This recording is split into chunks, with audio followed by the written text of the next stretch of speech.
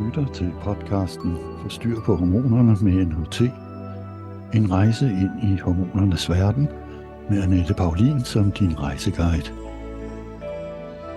Annette er leder af NHT-uddannelsen og kvinden bag naturlig hormonterapi. Podcastvært er Christine Værsgo.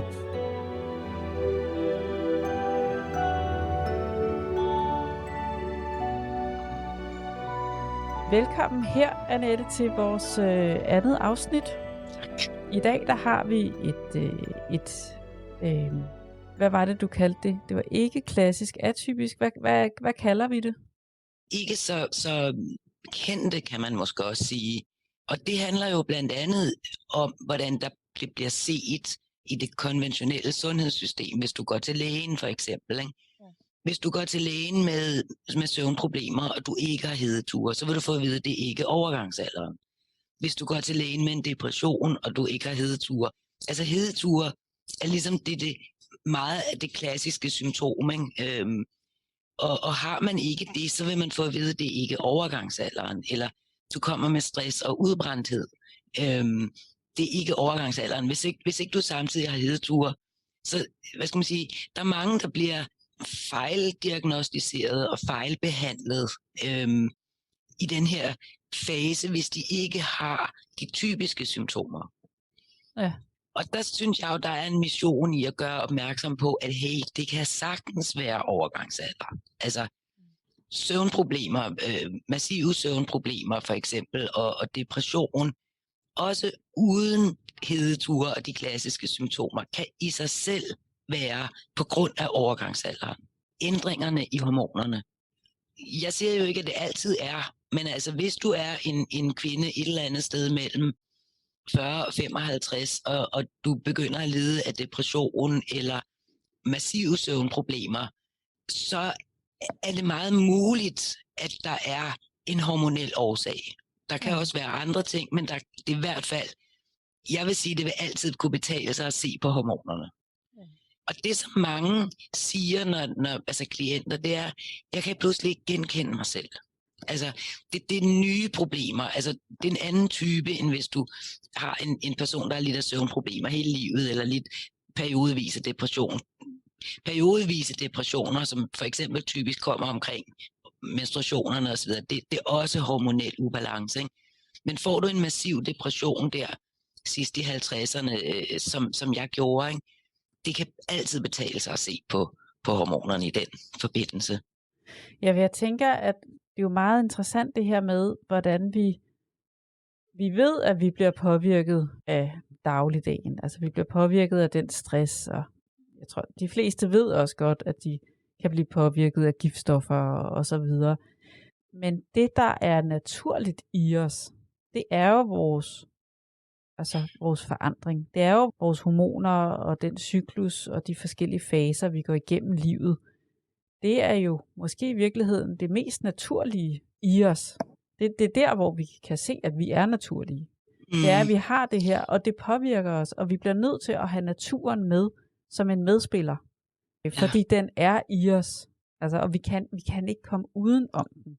Det var bare lige en tanke, hvor jeg tænkte, at det egentlig er altså selvom det ikke er skide sjovt at have alle de her symptomer, når det ikke svinger, men så er det jo faktisk en super fantastisk og fin ting, at vi går igennem de her faser. Så hvis vi kan se det som noget andet end bare et symptom eller en diagnose, men i stedet for at se det som det naturlige udtryk af mig som menneske, og ligesom ære og respektere, at den del også er en medspiller i vores liv. Hvad er det for nogle symptomer, når den her lidt ukendte medspiller lige pludselig trumfer noget igennem? Hvordan er det så, vi reagerer på det? Hvad er det, der sker i vores liv? Fordi at jeg har jo op til det her, der har jeg jo snakket med forskellige, og der var en, jeg snakkede med i går, og hun var sådan, det var som om, at jeg blev ramt med et lokomotiv. Jeg kunne slet ikke genkende mig selv. Præcis de samme ord. Hvordan ser jeg ud, når jeg ikke kan genkende mig selv? Giver det mening, det spørgsmål? Ja, altså det er jo vidnesbyrd om, hvor meget hormonerne betyder for os. både fysisk og psykisk. Altså alle ved jo, at hormonerne betyder noget fysisk, ikke for kvinders, for cyklus, for det, at vi kan føde børn. Og det, der så sker, når det ændrer sig, og de her ændringer, som vi har talt om tidligere, de kan jo begynde allerede sidst i 30'erne eller begyndelsen af 40'erne osv., og bliver så måske mere tydelige, når man nærmer sig den sidste menstruation. Altså der sker nogle ændringer, der kommer. Cyklus ændrer sig også rent fysisk for de fleste, at de enten bliver den kortere, eller også bliver den længere, eller også bliver den mere uregelmæssig. For nogle bliver den gradvist mere og mere uregelmæssig, sådan at de faktisk har svært ved at sige til sidst, hvornår var den sidste menstruation. Fordi man regner også først med, at man er i overgangsalderen 1 år efter sidste menstruation. Fordi så uregelmæssigt kan den faktisk blive, at der går op til næsten 1 år imellem hver. Ikke? Men det, der rent fysisk sker efter den sidste menstruation, det er, at den cykliske produktion af hormoner fra æggestokkene hører helt op. Der er ikke nogen ægløsning, og der er ikke nogen stigning i progesteron, og der er ikke nogen stigning i østradiol. Der er ingen cyklus. Og der kan godt stadig være en produktion af østradiol fra æggestokken, men den er ikke længere cyklisk, den er konstant. Og vi har jo også en produktion af progesteron fra binyrerne, og den er heller ikke cyklisk, den er konstant. Og det, der ligesom kommer på tale, når vi kommer nærmere os den her fase, hvor også der bliver længere og længere mellem ægløsningerne, og det vil sige faldende progesteronproduktion efter ægløsningerne, så er det binyrerne, der er backup-funktionen, ikke? Så er det produktionen af progesteron fra binyrerne, der ligesom skal give kroppen det progesteron, den har brug for. Og det er så der, hvor stress kommer ind i billedet. Okay. Og hvorfor vi bliver mere følsomme over for stress. Altså faktisk tåler mindre stress i årene op til den sidste menstruation. Fordi hvis vi har bumstærke binyrer, så kan de sagtens producere nok progesteron, og så har vi det fint. Så sejler vi gennem den her periode uden de store problemer. Forudsat, nu snakker vi lige ikke om de hormonforstyrrende stoffer osv., men altså generelt set, der kan man sige, altså kvinder, der ligesom sejler gennem hele menopausen og årene op til, uden nogen som helst problemer, de har typisk meget stærke binyrer, eller de har været udsat for meget lidt stress gennem deres liv. Og det forekommer jo, altså, og dem er der jo også mange af de her kvinder, som aldrig har oplevet nogen gener i menopausen, og som måske også netop derfor synes, det hele er lidt overvurderet. Og hvorfor snakker vi så meget om det? Fordi det var jo ikke noget, vel? Nej, det var det så ikke for dem. Men det gør altså, at nu skal binyrerne stå for hovedproduktionen af progesteron i de her år. Og der er det jo sådan, at jo mere vi stresser, jo mere prioriterer binyrerne at producere stresshormoner i stedet for. Og så falder niveauet af progesteron, og så er der ikke nok. Og så får vi de her symptomer, både fysiske og psykiske symptomer, som skyldes, at vi mangler progesteron. Og det der med, at man ikke kan genkende sig selv, det er jo fordi hormonerne ændrer sig. Man har ikke været klar over, hvad hormonerne egentlig betød for ens psyke også. Der var et eksempel for nylig. Vi kommer også mere til at snakke hormoner og psyke, men jeg tror allerede også, jeg vil nævne det her. En af vejlederne skrev til mig og var rigtig, rigtig glad. Hun havde lige hjulpet en kvinde, der havde lidt af social fobi i 10 år. Og nu var hun fuldkommen ude af det, og egentlig på ganske kort tid, 4 måneder, kunne hun gå ud mellem mennesker og føle sig fuldkommen anderledes med det. Og der sagde min mand Jens Ole, det er utroligt. Altså, at det kan virkelig have noget med hormonerne at gøre. Ikke? Og jeg har andre også, der har sagt, for eksempel efter, at de har fået tilskud af progesteron, for eksempel, eller simpelthen har fået mere styr på deres hormonbalance med andre tiltag, at de oplever at pludselig få mere selvtillid. Kan man få mere selvtillid af progesteron? Ikke? Ja. Altså, progesteron det er et neurosteroid. Det har virkning i vores nervesystem. Det har virkning i vores psyke også. Det er da så det, vi kommer til at mangle, og så får vi, alle de her psykiske effekter, angst og nervøsitet og fobier og uro, ængstelser osv. Og en af udfordringerne til kvinder i den alder, det er, at vi for os nemmere ved at blive stresset. Altså, så at lære sig noget stresshåndtering i den her del af livet, og praktisere det hver dag, det er et godt råd. Ja. Okay. Så det er jo faktisk ret interessant. Jeg prøver lige at samle op på det, sådan, så jeg er sikker på, at jeg også har forstået det, ikke også? Jo. Men så det, der i virkeligheden sker i den fase, det er, at hver gang vi har menstruation, så behøver vi ikke nødvendigvis at have ægløsning. Men at det er ved ægløsningen, at det ikke noget med det gule legeme, som i virkeligheden gør, at vi producerer det her progesteron. Så når vi ikke producerer det progesteron, og der bliver mindre af det i kroppen, så gør kroppen det, at binyrerne så prøver at kompensere ved at producere progesteronen. Man kan også sige, at den produktion, der er i binyrerne, bliver vigtigere, fordi det er det progesteron, der så er til rådighed. Ikke? Ja. Kan du ikke lige prøve at sætte lidt ord på, hvad er binyrerne for nogen? Jo, binyrerne er nogle små kirtler, der producerer rigtig mange hormoner. Altså det er helt utroligt, så mange hormoner de producerer. Og det er blandt andet altså kortisol og forskellige områder i binyrerne. Nu snakker vi mere om det sådan lidt overordnet, ikke? Men altså kortisol, som er vores stressresponshormon, som stiger, når vi er stressede. Og det gør det, fordi det skal sætte os i stand til at handle os ud af stressen. Altså kæmp- eller flygthormonet. Det har en masse fysiske virkninger også i kroppen. Blandt andet så trækker det mineraler ud af knoglerne, fordi dem skal vi bruge til at handle med.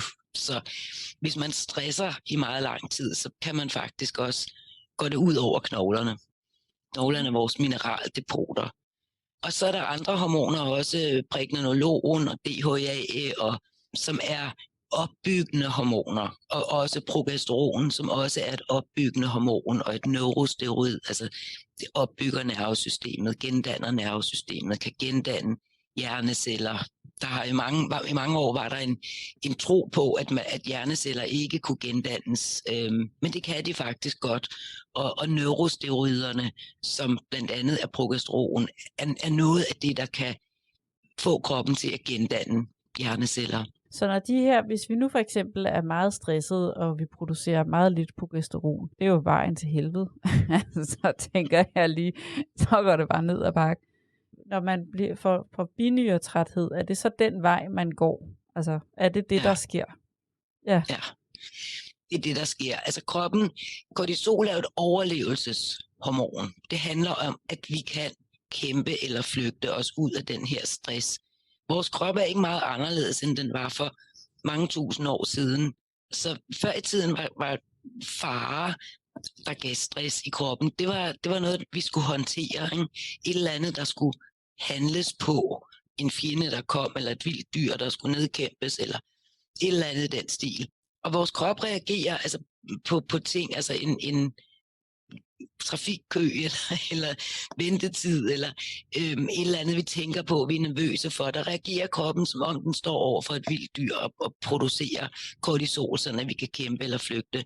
Problemet i dag er, at vi er meget i de der situationer, og derfor ofte producerer kortisol hele tiden, og det har aldrig været meningen, at vi skulle producere kortisol hele tiden. Det skal stige, og så skal vi holde op med at være stresset, og så skal det så falde igen, ikke? Så i starten, når man stresser, så stiger kortisol, og det er jo også fint, men hvis man så bliver ved med at være stresset, så begynder til sidst kortisol at falde også, fordi binyrerne kan ikke følge med. Og så falder kortisol, og så falder alle hormonerne, som binyrerne producerer, begynder at falde, og kan begynde at nærme sig 0. Altså har man alvorlig binyretræthed, så er man virkelig lav på en lang række livsvigtige hormoner. Så det er ikke sjovt. Nej. Så er man gået lidt i stå, kan man godt sige. Ja. Men, og vi kommer til at have et afsnit om binyretræthed også. Men det her, det kan man sige, det giver jo en meget god forklaring på den her lidt overfølsomhed over for stress, som vi oplever op til vores overgangsalder. Og nu kan jeg godt mærke, nu springer jeg lige lidt i det, fordi at jeg får lidt lyst til at stille spørgsmålet. Hvad så, når vi er efter overgangsalderen? Hvordan er det så med binyrerne og binyretræthed der? Det er lidt til et andet, men Mm. har vi stadigvæk der er den her flere- overfølsomhed? Ja.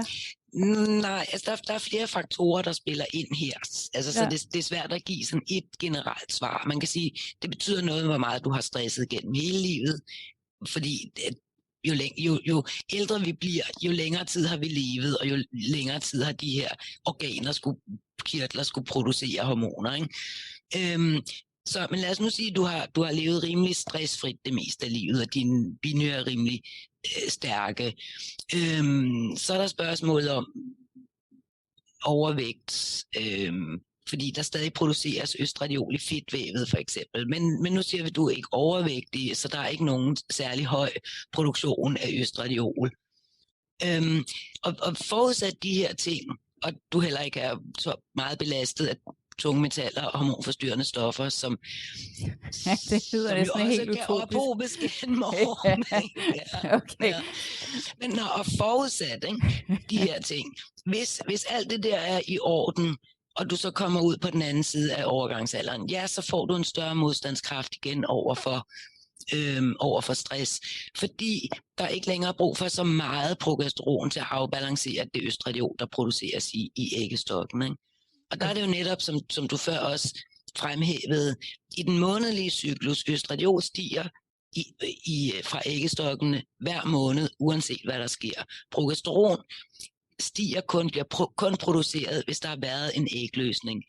Og det, at man har en regelmæssig menstruation, er ikke det samme som, at der har været en ægløsning. Og det er der rigtig mange, der ikke ved. Så det er vigtigt at vide. Og det vil sige, hvis du har måske 1 måned, du springer over, der ikke er nogen ægløsning, 2 måneder, 3 måneder, så kommer der for meget østradiol i forhold til den stigning, der burde have været der af progesteron. Og det stiller sig krav, altså det er så den produktion, der er for binyrerne, det er, hvad der er. Altså til at opveje stigningen i østradiol, som kommer uanset hvad.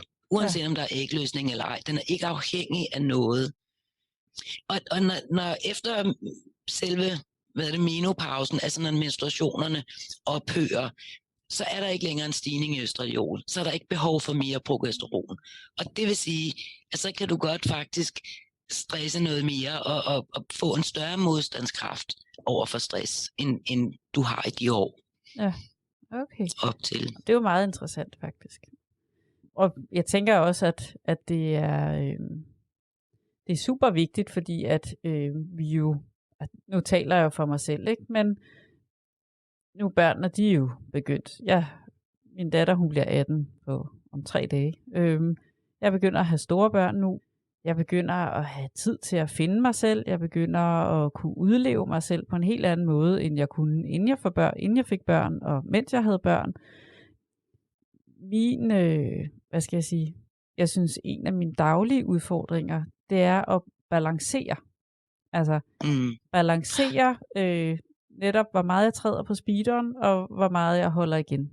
Det er sådan en konstant daglig udfordring, som min mand og jeg næsten hele tiden snakker om, hvordan er det, vi kan få skabt den tid i vores liv, eller den ro i vores liv, så vi kan nå at være med, altså så vi kan nå at have samtalerne med børnene, så vi kan nå at være til stede over for hinanden, og også så vi kan nå at se græsset vokse. Altså, hvordan er det, vi balancerer det? Og jeg tænker, et eller andet sted, at det er jo fint, at vi er så opmærksom på det nu, fordi det er i den her fase af mit liv, det er virkelig vigtigt, at jeg er opmærksom på det i forhold til stresshåndteringen. Men jeg kunne også bare have trykket speederen i bund og sagt, nu skal jeg fandme vise, hvad jeg kan, og knoklet derudad, og fuldstændig ignoreret, at jeg var en kvinde med en cyklus. Ja. Og der kan man jo sige, altså i og med, at du har med endometriosen som dit pejlemærke, ikke? Du har noget, der gør dig opmærksom på, at nu overskrider du dine grænser, nu presser du dig for meget, nu stresser du for meget osv. Jeg har på en måde også været heldig. Jeg har haft noget eksem, som var meget stressrelateret siden jeg var 20. Og det har ligesom på en måde for mig været mit pejlemærke. Altså når jeg begyndte at mærke eksemen, så skal jeg ned i gear. Nu skal jeg ned i gear, ikke?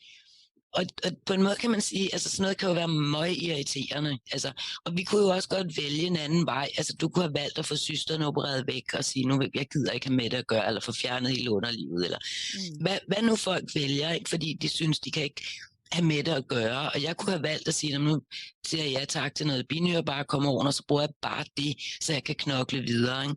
Men der vælger vi så i stedet for at bruge det som pejlemærker og sige, nej, jeg vil ikke overhøre de her signaler. Jeg vil tage dem alvorligt, og jeg vil bruge dem til at sørge for, at jeg holder mig til et stressniveau, der er sundt for mig. Og det er jo meget, synes jeg, det jeg også vil opfordre andre til at gøre, selvom det ikke altid er sjovt. Altså, fordi som du også tidligere har været inde på, kroppen prøver på at sige dig noget, når du har det her, ikke? Uanset hvad det er. Så det er op til dig at finde ud af, hvad er det, den prøver på at sige, og hvad skal du gøre ved det, for at få det bedre. Og det bliver jo en livslang opgave, altså fra man har opdaget det. Nu har jeg så haft det siden 20'erne, ikke? Altså, så man får også en vis træning i at håndtere det. Ja. Men det er også, altså, det er jo også hele den her tanke med at blive fikset. Det er i hvert fald en tanke, der hele tiden dukker op. Og jeg kan høre, at dem, jeg har haft kontakt med her i forbindelse med, at vi skulle lave de her afsnit, hvornår har jeg så energi igen? Hvornår kan jeg komme tilbage? Hvornår er det klart? Altså, hvornår er det overstået, og hvornår kan jeg komme tilbage? Fordi det var da også min egen tanke i rigtig mange år. Nu skal jeg have det fikset sådan, så jeg kan. Men jeg skal jo ikke tilbage. Det er slet ikke det, der er interessant.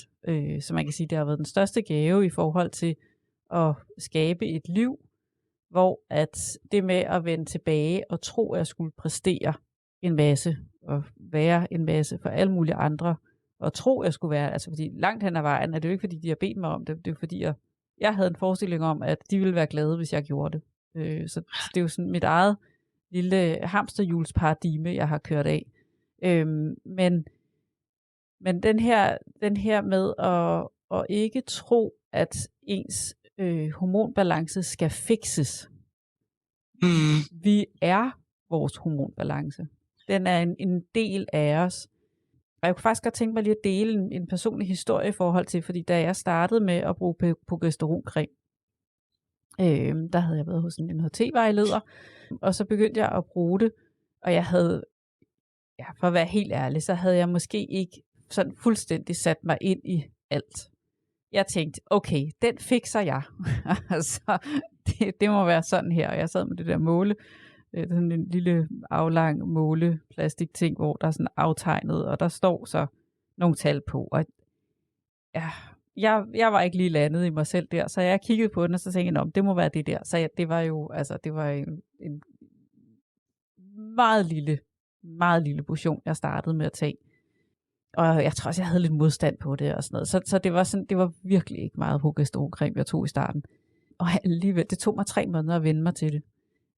Fordi den der oplevelse, altså min energi, den ændrede sig. Altså jeg kan huske på et tidspunkt, jeg tror det var efter 1,5 måned, eller 2 måneder, eller et eller andet, der havde jeg lidt den der oplevelse, men jeg bliver jo rund af det her. Altså min energi, min maskuline energi, som er meget fokuseret og skarp og kører derud af, den var blevet, altså det er sådan, nu kalder vi det bare en maskulin energi, men den energi, der var sådan meget fremadrettet, meget fokuseret, den havde fået noget andet. Man kan også sige, okay, det kan også være østradiolen, som er den der speeder, men den var der ikke så meget mere. Jeg kan huske, jeg sad og tænkte, hvordan skal jeg nogensinde få gjort noget som helst færdigt? Altså, fordi den der runde energi, den begyndte at fylde mere og mere i mit liv.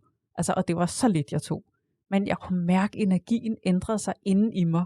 Det var super interessant, og jeg havde enormt meget modstand på at overgive mig til at være den lidt mere runde Christine. Altså som lidt, nu har jeg lige været 10 måneder i Spanien, og jeg vil sige sådan lidt mere manana Christine. Altså, hvis jeg ikke når det i dag, så når jeg det nok i morgen. Altså, det er sådan, nu er jeg her, og skal vi spille en gang backgammon? Altså, det er sådan en anden måde at være i livet på, hvor den anden energi, den er sådan meget mere præstation og ude af mig, hvor at den energi, som progesteronen gav mig, man kan næsten sige, at min røv er blevet lidt bredere, jeg sidder lidt bedre. Det er sådan, jeg er her. Og for mig lyder det også som om, at det har fået dig ned i gear, altså i virkeligheden også ned i stressniveau. Ja. Altså, det der med, jeg skal, det er jo også, at der er også noget stress i det. Altså, der er et lidt højt kortisolniveau, et lidt kronisk højt kortisolniveau. Og det er meget sjovt, du siger det der med, at du tænker, hvordan skal jeg nogensinde få noget lavet? Altså, men det, hvad skal man sige, jeg tænker du også, ligesom nu siger, at det kan du sagtens, det er bare på en anden måde, det er virkelig på en mere afslappet måde, og det er virkelig på en mere glad og autentisk måde, i stedet for den der præstationspres måde. Jeg skal. Så man godt kan sige, er lidt skarp, lidt fokuseret, ikke? Altså, at, men det er også kortisols måde, ligesom at arbejde på. Ikke? Tag dig sammen, nu skal vi sørme, spænde ballerne op og så videre. Ikke? Ja.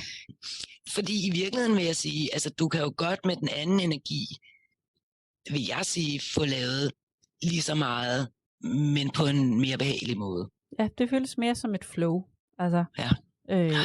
end den anden. Den føltes mere forceret, og tankerne, psyken, der ligesom hørte til, altså den indre tilstand, der ligesom hørte til der, var mere demanding, den var krævende, og den var også mere vurderende, dømmende, ja, hvor at den her energi, som jeg føler, jeg er i nu, er mere sameksisterende med det, der nu er. Altså, nuet er blevet et mere centralt sted at være. Jeg er ikke så meget fremme i tiden med en forestilling om, hvordan tingene burde være. Det er sådan, jeg har indhentet mig selv på en eller anden måde med det her. Men det sjove er jo også, at det som det også, altså som også bare i processen er gået op for mig, det er det der med, at kortisolen, eller østradiol, jeg ved ikke, hvad det er, men den energi, som er mere frembrusende, den har jeg jo været afhængig af, fordi jeg troede, at når jeg var i den energi, altså den indre oplevelse af mig selv, når jeg var der, altså det er jo i virkeligheden, at det er en oplevelse af den kemi, der er i min krop. At når jeg var i den, så følte jeg mig tændt, jeg følte mig nærværende, jeg følte, jeg var skarp, jeg var på. Jeg var virkelig afhængig af den ros, fordi at jeg tænkte, hold kæft, så er jeg noget. Jeg er fremme i skoen, ikke? Men det er lidt stressafhængighed. Altså det er kortisol og adrenalin også, som er det andet stresshormon, ikke? Altså, og man kan godt blive afhængig af det, og det, ja. Men jeg vil sige noget andet, og det er, altså for de kvinder, som har fået børn, og det kan du også prøve at tænke tilbage på, altså de graviditeter, altså under graviditeten stiger progesteron jo rigtig meget, optimalt set. Det er ikke altid, den stiger nok, men i en optimal, perfekt graviditet, der stiger progesteron til meget, meget store højder i forhold til vores normale daglige produktion, også i cyklus. Og især mere og mere hen mod slutningen af graviditeten, altså 3. trimester er det virkelig højt. Ikke? Og prøv at tænke tilbage på dine graviditeter. Hvis du har haft, altså i sidste del af graviditeten, sådan en fantastisk god følelse, så er det progesteron, energien. Nogle kvinder føler, at de bliver uovervindelige, de føler sig sådan lidt moder jord-agtige, ikke? Altså, de vil kunne alt, de vil kunne klare alt, men samtidig føler de sig også rolige og nærværende og stærke. Jeg ved ikke, om du har oplevet det, Christine, i dine graviditeter, men jeg ved, der er mange, der kan finde den følelse ved at huske tilbage på den sidste tid i graviditeten, og hvor godt de havde det. Ja, der var klart en styrke. Ja, sådan en, jeg har fødderne plantet godt i jorden, styrke, moder jord, helt sikkert. Ja. Nå, Annette, det har været en spændende snak i dag. Jeg synes, at vi er kommet godt omkring det her med i hvert fald jeg synes, der er så meget, vi skal snakke om, Annette. Men vi er i hvert fald kommet lidt omkring de her lidt ikke så klassiske symptomer ved den forandring, der sker i vores hormoner. Vi kan også kalde dem atypiske. De er jo ikke atypiske. De er bare ikke så erkendte eller sete. Ukendte eller undervurderede symptomer er bedre end atypiske.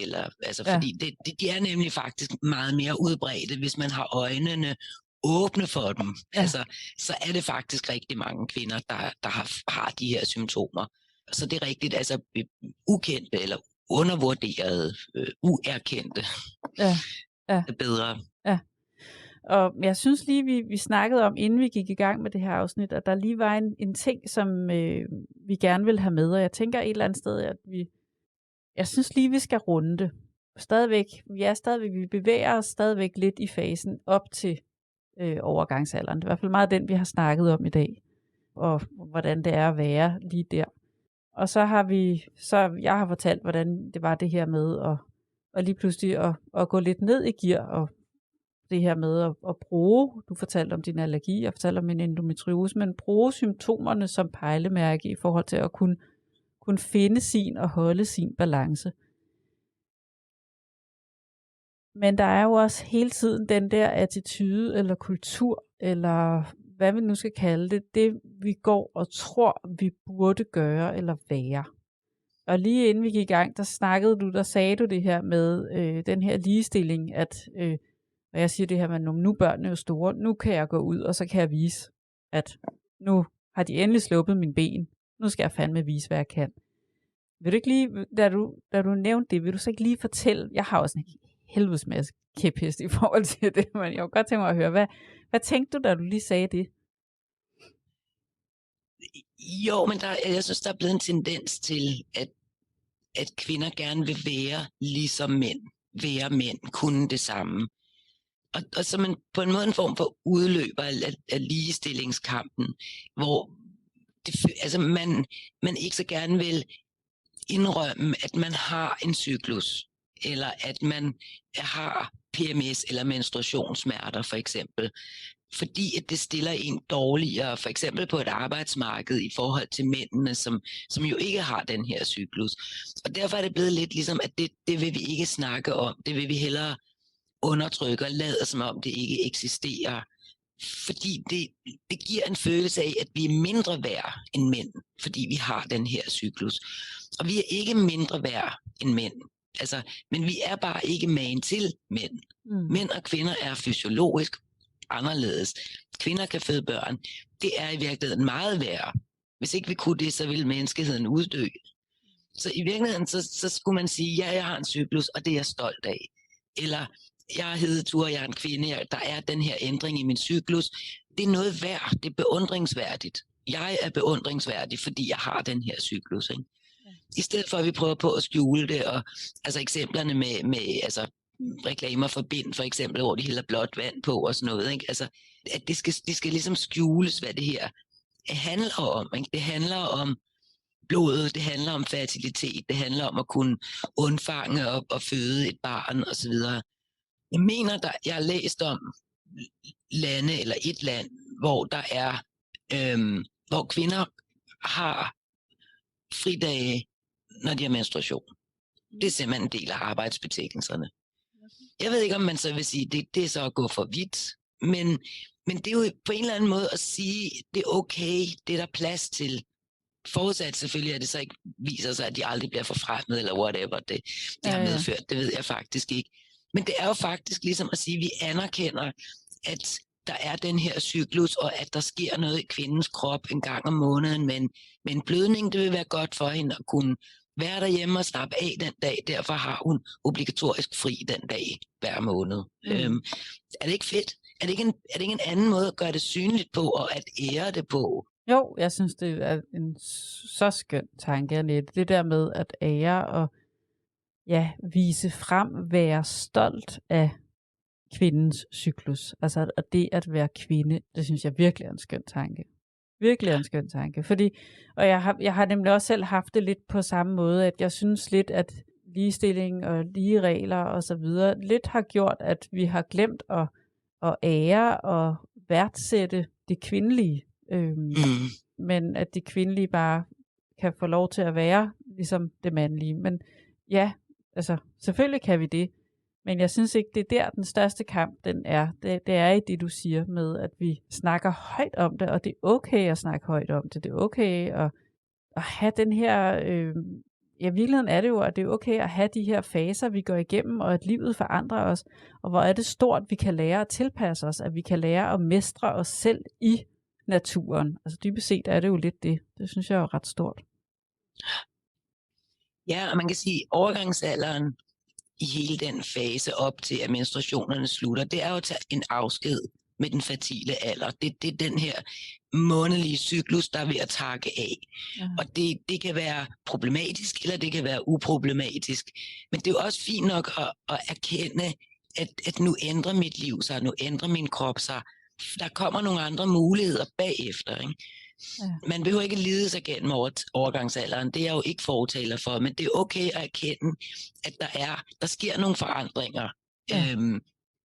De behøver ikke være lidelsesfulde, men de er der. Dine æggestokke holder op med at producere på samme måde som før, indtil de holder helt op med at producere.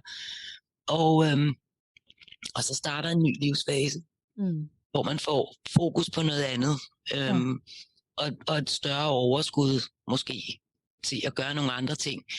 Og for nogle kvinder falder det jo så sammen med, at børnene flytter hjemmefra, sådan at de også på den måde får et nyt liv og skal til at tænke over, hvad vil jeg nu bruge min energi og mine kræfter på osv. Men der er jo også mennesker, der ikke har kunne få børn for eksempel, og der er der ligesom ikke nogen børn, der flytter hjemmefra. Men det skulle gerne blive starten på en ny fase med større, hvor man har nogle nye muligheder. Ja. På den ene eller den anden måde. Ikke? Altså, dels fordi, som vi er inde på, man kan bedre tåle mere stress igen, ikke? Og kan ligesom være klar til at tage nogle nye udfordringer op på den baggrund, og så måske også på grund af, at børnene er flyttet hjemmefra, og man kan starte forfra der. Men der sker nogle ting i kroppen, og der er jo også en eller anden grad af, at vi kan ikke helt det samme som før, og det er måske sværere at træne sig op, hvis man absolut skal løbe et maraton og sådan noget. Der er også nogle ting, vi skal acceptere. At der er måske nogle ting, vi skal begynde at give slip på, for at blive mere nærværende, eller meditative, eller spirituelle, eller hvad vi nu skal kalde det. Måske også få nogle andre værdier. Ja, for de ændrer sig jo også efter, hvad en fase du i virkeligheden er. Hvad er der så vigtigst? Det er jo meget forskelligt. Der er meget forskel på, hvad der er vigtigst for mig i mit liv nu, og hvad der var vigtigst for mig, da jeg var 20, eller 30, eller 40. Ja.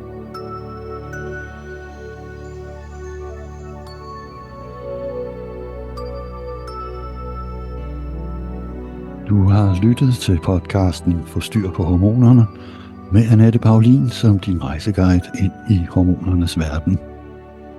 Du kan fortsætte opdagelsesrejsen på nht.dk og i bøgerne Naturlig hormonterapi og Kvinde kend dine hormoner.